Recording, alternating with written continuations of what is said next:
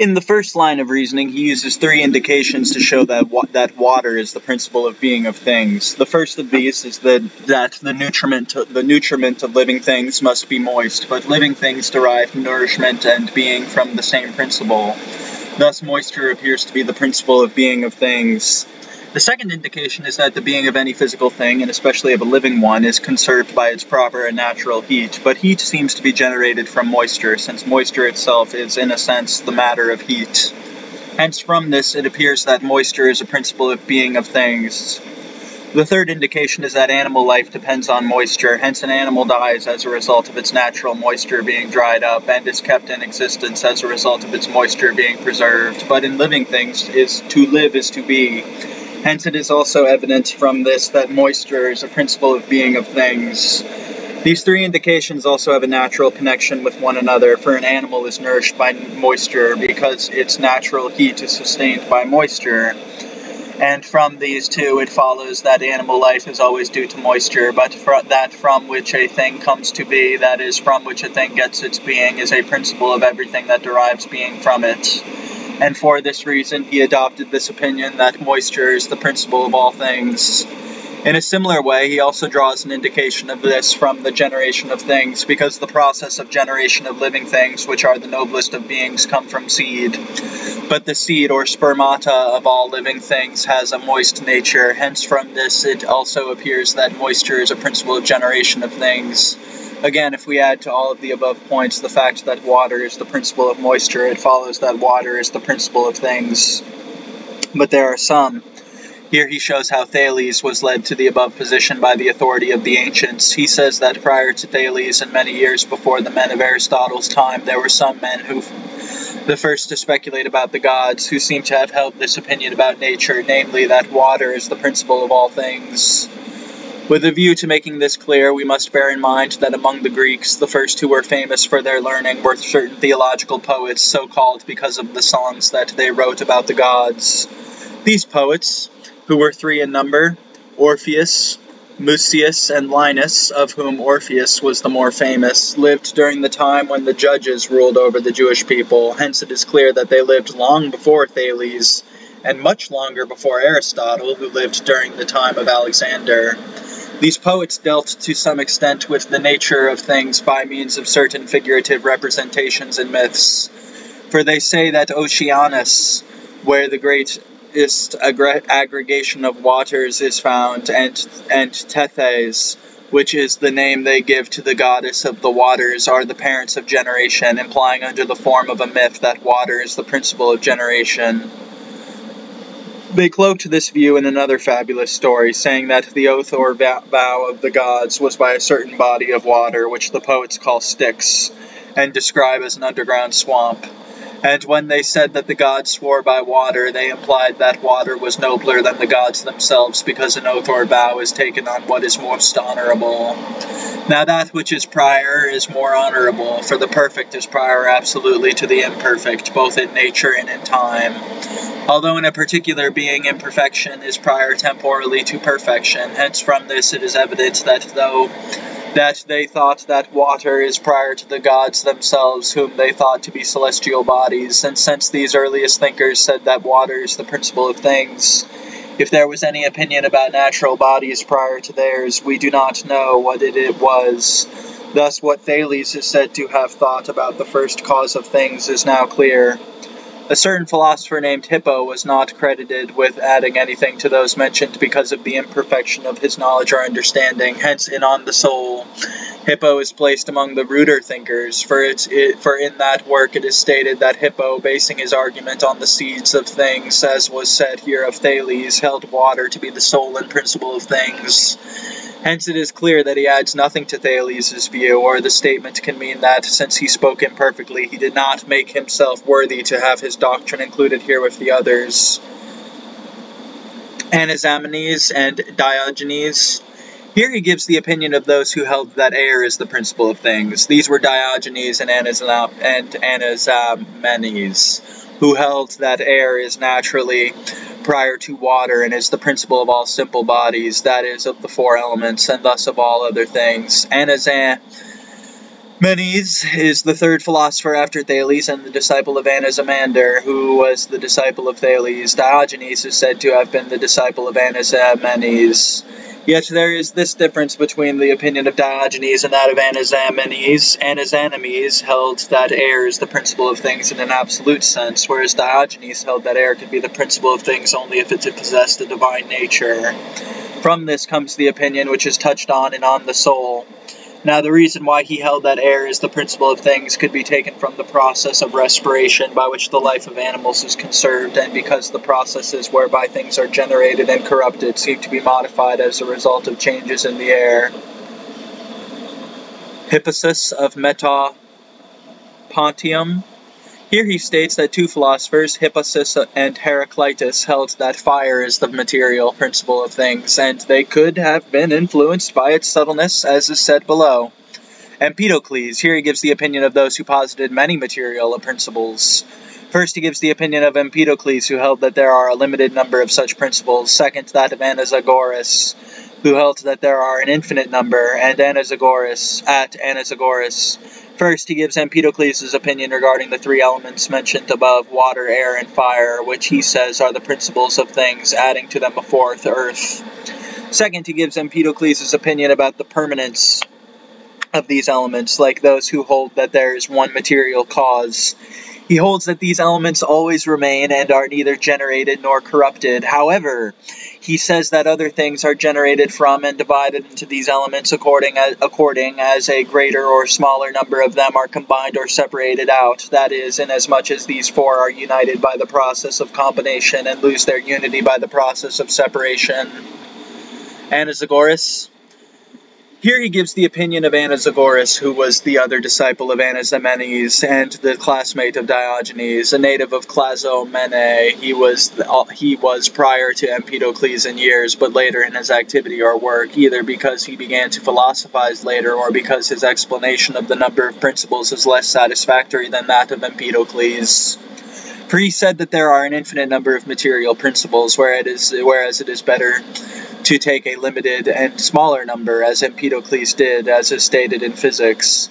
For Anaxagoras not only said that fire, water, and the other elements are the principles of things, as Empedocles did, but also claimed that all things having like parts, such as flesh, bones, marrow, and so forth, whose smallest parts are infinite in number, are the principles of things, for he claimed that in each being there are an infinite number of parts of each type of thing, because he found that in the case of inferior things, one of these can be generated from another.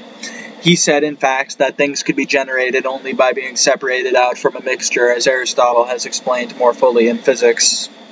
Second, Anaxagoras also agrees with Empedocles on this point. Things are generated and corrupted only insofar as the parts of these infinite principles are combined or separated out, and that if this were not the case, nothing would be generated or corrupted. But he said that the infinite number of principles of this kind, from which the substances of things are produced, always remain in being. From the opinions of these philosophers, then, Aristotle concludes that the only cause which these men recognized was the one which belongs to the species of material cause. Lecture 5. Opinions about the efficient cause. But as men proceed in this way, reality itself, again, opened up a path and forced them to make investigations. For if every process of generation and corruption is from one thing, or more than one, why does this occur? And what is the cause? For certainly the subject itself does not cause itself to change. I mean, for example, that neither wood nor bronze is the cause of the change undergone by either one of them. For wood does not produce a bed or bronze a statue, but something else is the cause of the change. But to seek this is to seek another principle, but as if one were to say that from which the beginning of motion comes. Now, in general, those who have taken such a course from the very beginning and who said that the subject is one created no difficulty for themselves when they said that everything is one. Some, being baffled, so to speak, by this question, say that this one subject and the whole of nature is immobile, not only with respect to generation and corruption, for this is an ancient opinion and one which all men confess to be true, but also with respect to every other change. This opinion is peculiar. Hence, of those who said that the universe itself is one, it occurred to none of them to conceive of such a cause except perhaps Parmenides, and to him only insofar as he claims that there is not one cause, but also in a sense two causes. But for those who make the elements of things many, such as the hot and cold, or fire and earth, a better explanation is possible, because they use fire as it were a material principle which is active in nature, but water and earth and the like they use in the opposite way. After these men and such principles, as if they were insufficient to generate the natures of existing things, men were again compelled, as we said, by the truth itself to speak for the next principle. Perhaps it is unlikely that either fire or earth or anything else of this kind should be the cause of the good dispositions of things that are or come to be, nor was it consistent that they should think this to be the case. Nor again would it be right to attribute so important a matter to chance occurrence and fortune. And when someone said that there is one intellect present in nature as in animals, and that this is the cause of the world and the arrangement of the whole, he seems to atone for the untenable statements made by his predecessors. We know that Anaxagoras expressed these views, although Hermotimus of Clazomene was the first to speak of such a cause. Those, therefore, who held these opinions likewise posited a principle in existing things which is the cause of their goodness, and that sort of cause that is the source of motion in the world. Now someone might have suspected that Hesiod was the first to have investigated this source of cause, or anyone else who held that love or desire is a principle in existing things, as Parmenides did, for in the place where he attempts to explain the generation of the universe, he says that love, the first of all the gods, was made, and Hesiod said that the first of all things to be made was chaos, then broad earth and love. Who is preeminent among the immortals, as though there must be in the world some cause which moves things and brings them together? Which of these thinkers is prior will be decided later on. Having given the philosopher's opinion about the material cause, Aristotle now gives their opinions about the efficient cause, which is the source of motion. This is divided into two parts. First, he gives the opinion of those who assigned without qualification a cause of motion and generation. Second, he examines the opinion of those who posited an efficient cause, which is also the principle of good and evil in the world after these men. In regard to the first, he does two things. First, he gives the reasoning which compelled them to posit an efficient cause. Second, he shows the different positions which different men have held regarding this now in general. He says, then, that some philosophers have proceeded in this way in positing a material cause, but that the very nature of reality clearly provided them with a course for understanding or discovering the truth, and compelled them to investigate a problem which led them to the efficient cause. This problem is as follows. No thing or subject changes itself. For example, wood does not change itself so that a bed comes from it, nor does bronze cause itself to be changed in such a way that a statue comes from it. But there must be some other principle which causes the change they undergo, and this is the artist. But those who posited a material cause, whether one or more than one, said that the generation and corruption of things come from this cause as a subject. Therefore, there must be some other cause of change. And to seek this is to seek another genus of principle and cause, which is called the source of motion. Now, in general, he shows here that the philosophers have adopted three positions with respect to the foregoing issue. For those who adopted this course from the very beginning and said that there is one material cause were not greatly concerned with the solution of this problem, but they were content with their view of matter and neglected the cause of motion altogether. But others who said that all things are one, being defeated as it were by this issue, since they were unable to go so far as to assign a cause of motion, denied motion altogether. Hence they said that the whole universe is one immobile being. In this respect, they differed from the first philosophers of nature, who said that one cause is the substance of all things, although it is moved by rarefaction and condensation, so that in this way many things come to be in some measure from one principle. However, they did not say that this principle is subject to generation and corruption in an absolute sense. For the view that nothing was generated or corrupted without qualification is an ancient one, admitted by all of them, as is clear from what was said above. But it was peculiar to these later thinkers to say that the whole of reality is one immobile being, devoid of every kind of motion. These men were Parmenides and Melissus, as will be explained below. Hence it is evident that it was impossible for those who said that the whole is one immobile being to conceive of such a cause that is a cause of motion.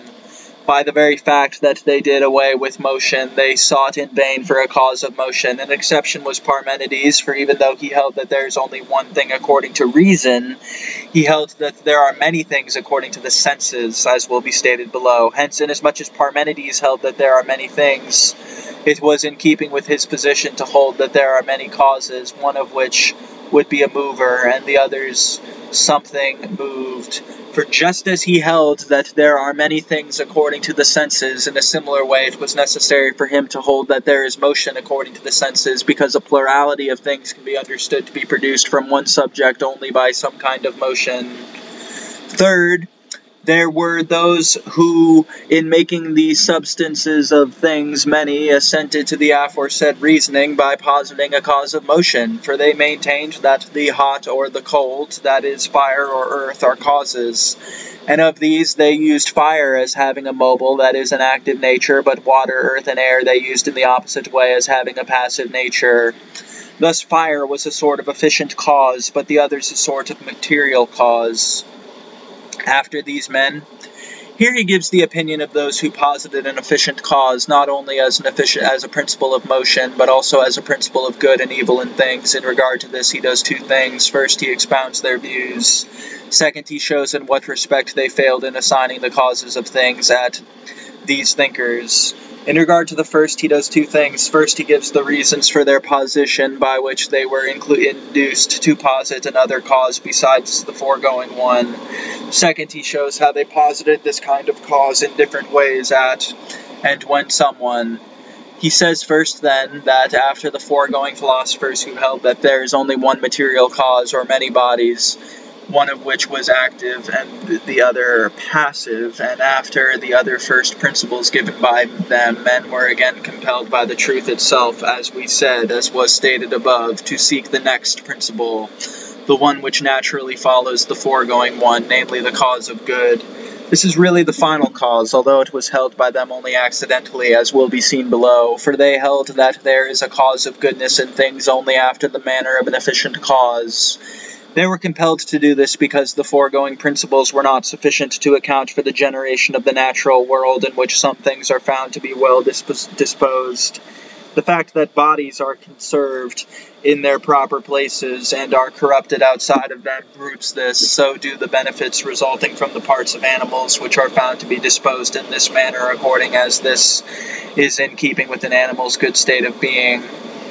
But neither fire nor earth nor any such bodies were held to be adequate causes of this kind of good disposition or state of being, which some things already have, but others acquire by some kind of production, for these bodies act in one definite way according to the necessity of their proper forms, as fire heats things and tends upward, and water cools things and tends downward.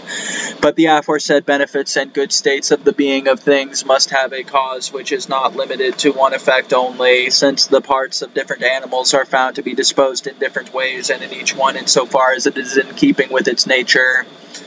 Hence it is not reasonable that fire or earth or the like should be the cause of the aforesaid good state of being which things have, nor was it reasonable that these men should have thought this to be the case, nor again would it be reasonable to say that these things are chance occurrences, that is, that they are accidental or come about by chance, and that their causality is changed only fortuitously, although some of these thinkers had said this, as Empedocles and all those who posited a material cause, as is evident in physics. However, this is also seen to be false, because good dispositions of this kind are found either always or for the most part, whereas things that come about by chance or fortune do not occur always or for the most part, but seldom. For this reason, then, it was necessary to discover besides the four elements some other principle which would account for the good dispositions of things.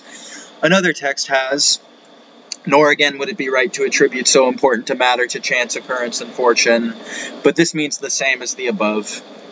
Opinions on efficient cause, intellect, or love. And when someone said, here he gives in detail the opinions about the aforesaid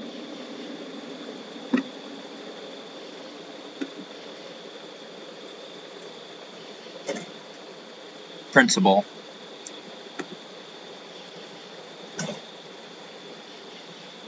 First, he gives the opinions of those who held that there is one efficient cause. Second, the opinions of those who held that there are two such causes, but since there would seem. In regard to the first, he does two things. First, he gives the view of those who held that the first efficient cause is an intellect. Second, the opinions of those who held that it is love, and now someone might. He says then that after the foregoing doctrine, someone appeared who said that there is an intellect present in nature at large, just as there is in animals, and that this is the cause of the world and the order of the whole, that is, of the universe, in which order the good of the entire universe and that of every single part consists. And this man atoned for the first philosophers by reducing to pure truth those who said unreasonable things and did not mention this kind of cause. Now Anaxagoras clearly stated this doctrine, although another philosopher, Timus of Clazomene, first gave him the idea of proposing this opinion. Hence it is evident that those who held this opinion claimed at the same time that the principle by which things are well disposed and the one which is the source of motion in things are one and the same. Now someone might, here he gives the opinion of those who claimed that love is the first principle, although they did not hold this very explicitly or clearly. Accordingly, he says that some suspected that Hesiod had sought for such a principle to account for the good disposition of things, or anyone else who deposited love or desired in nature. For when Parmenides attempted to explain the generation of the universe, he said that in the establishing of the universe, love, the first of all the gods, was made. Nor is this opposed to the doctrine that there is one immobile being of which Aristotle speaks, because this man held that there are many things according to the senses, although there is only one thing according to reason, as was stated above and will be stated below. Moreover, he called the celestial bodies, or perhaps certain separate substances, gods.